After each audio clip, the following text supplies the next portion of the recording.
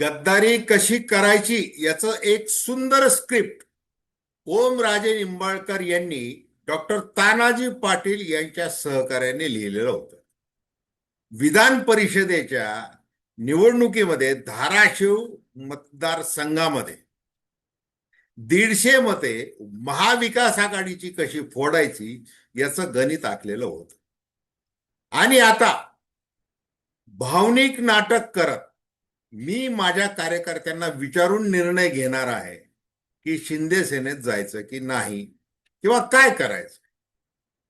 खरं तर शिंदे सेनेतच जायचं हे खूप महिन्यांपूर्वी ठरलेलं, मात्र अगदी शेवटच्या क्षणापर्यंत म्हणजे मातोश्रीवर उद्धव ठाकरे यांच्याशी कॉल करेपर्यंत पूर्ण अंधारात ठेवलं होतं. आणि अशा ओमराजे निंबाळकर ज्यांच्यावर रील स्टार म्हणून टीका होत आलेली आहे ती किती सार्थ आहे, योग्य आहे हे त्यांनी सिद्ध केलेलं आहे, अशी चर्चा धाराशिव सह महाराष्ट्रामध्ये होत आहे. आपण थेट विश्लेषण करतो. नमस्कार, जय महाराष्ट्र. मी डॉक्टर अनिल फळे. माझी आपल्याला विनंती की चॅनल सबस्क्राईब करावं, सबस्क्राईबचं बटन दाबावं आणि आपली प्रतिक्रिया बिनधास्तपणे नोंदवावी. हे बघा, काल आपण सर्वप्रथम या चॅनलवर असं खात्रीने सांगितलं होतं की पुण्यावरून ओमराजे निंबाळकर इकडं धाराशिवला निघाले आणि त्यांचा निर्णय ते काय घोषित करणार आहे, तर ते शिंदे सेनेत जाणार आहे. आणि ती बातमी त्यांनी खरी करून दाखवली. त्यांनी काल मोठा आव आणला की मी भावनिकदृष्ट्या कसा व्यथित झालेलो आहे.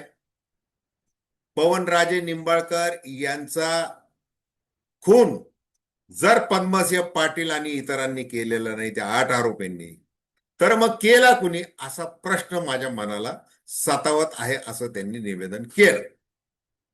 दुसरीकडे आपला राजकीय निर्णय ठरलेला आहेच आहे, पण आपण तो घाईघाईने जर जाहीर केला आणि आपण हे जे काही भावनिक बोलत आहोत, आपण जे काही ठाकरेंच्या प्रती जे काही निष्ठा वाहत आहोत, त्यामुळे आपल्याला पुढच्या राजकारणाला गद्दार गद्दार गद्दार असं हेनवण्यात येईल. त्यामुळं सावधगिरी बाळगायची, तर अनेक मुखवटे आपल्याला धारण करावे लागतील. त्याप्रमाणे ओमराजे निंबाळकर यांनी व्यवस्थितपणे ते केले. आता 2006 नंतर ते राजकारणामध्ये आले. त्याच्यानंतर सलग ते ठाकरे यांच्या शिवसेनेतून आमदार झाले. मग तानाजी पाटील यांनी ज्या वेळेला जून 2022 मध्ये गद्दारी केली, त्याच्यानंतर निंबाळकर जाता जाता राहिले असं म्हणायला हरकत नाही. कारण की तानाजी पाटील आणि निंबाळकर यांची आतून जी काही साठगाठ आहे ही धाराशिव जिल्ह्यामध्ये सगळ्यांना माहिती आहे. आणि त्याप्रमाणे लोकसभा निवडणुकीमध्ये जी काही 3 लाखाच्या वर मताधिक्य त्यांनी मिळवलं, त्याच्यामध्ये तानाजी पाटील यांचं देखील सहकार्य झालेलं आहे असं देखील आता बोललं जायला लागलेलं आहे. राणा जगजित सिंह यांच्या पत्नी राजश्री पाटील यांच्या विरोधात ही निवडणूक झाली होती आणि मग तानाजी पाटील यांनी निंबाळकरांना सहकार्य केलं असावं असं बोललं जात आहे. आता आज जेव्हा बसवराज पाटील भारतीय जनता पार्टीचे विधान परिषदेमधले आमदार काँग्रेसच्या महेश देशमुख यांच्यापेक्षा 712 एवढी मतं घेऊन निवडून आलेले आहे आणि मग ते निवडून यावेत, मग एकनाथ शिंदे यांनी आपल्याला भारतीय जनता पार्टी सोबतच सत्तेत राहायचं आहे, आपण वेळ पडेल तेव्हा प्रसंगानुरूप लढत राहू, परंतु आपल्याला ते दाखवून द्यायचं आहे आणि अमित शहा यांना देखील दाखवून द्यायचं आहे की आम्ही भारतीय जनता पार्टीचं बघा कसं काम करतो.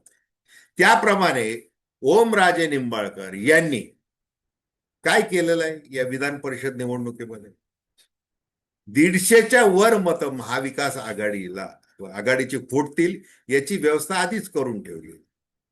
मग त्यापैकी अगदी आता जी स्थिती आहे, म्हणजे आता ते तर शिंदे सेनेमध्ये दाखल झालेले आहेत, त्याच्या पाठोपाठ आता त्यांचे सगळे समर्थक दाखल होत आहेत. धाराशिव जिल्हा परिषदेच्या 8 पैकी 6 सदस्य त्यांच्या बाजूने आहेत. त्याच्यानंतर धाराशिव नगर परिषद याच्यामध्ये 7 पैकी 5 नगरसेवक त्यांच्या बाजूने आहेत. कळंब नगर परिषद 10 पैकी 8 नगरसेवक त्यांच्या बाजूने आहे. म्हणजे उद्धव बाळासाहेब ठाकरे शिवसेनेचा पूर्ण कार्यक्रम वेगवेगळे मुखवटे धारण करून ओमराजे निंबाळकर यांनी केलेला आहे. आता 28 जूनला उद्धव ठाकरे यांची धाराशिवमध्ये सभा आहे. ज्या पद्धतीने मला 3 दिवसामध्ये ट्रोल करण्यात आलं, माझी नाचक्की केली गेली, मग मी जर निष्ठावान, मला जर तुम्ही म्हणताय, मग असं 3 दिवसामध्ये मी काय केलं? प्रत्यक्षात तुम्ही 3 महिन्यांपासून किंवा त्याच्याही आधीपासून जे काही शिंदे सेनेत जाण्याची साठी जी काही पेरणी करत, ती आता या विधान परिषदेच्या निकालामुळे उघड पडलेली आणि ते सिद्ध झालेलं आहे.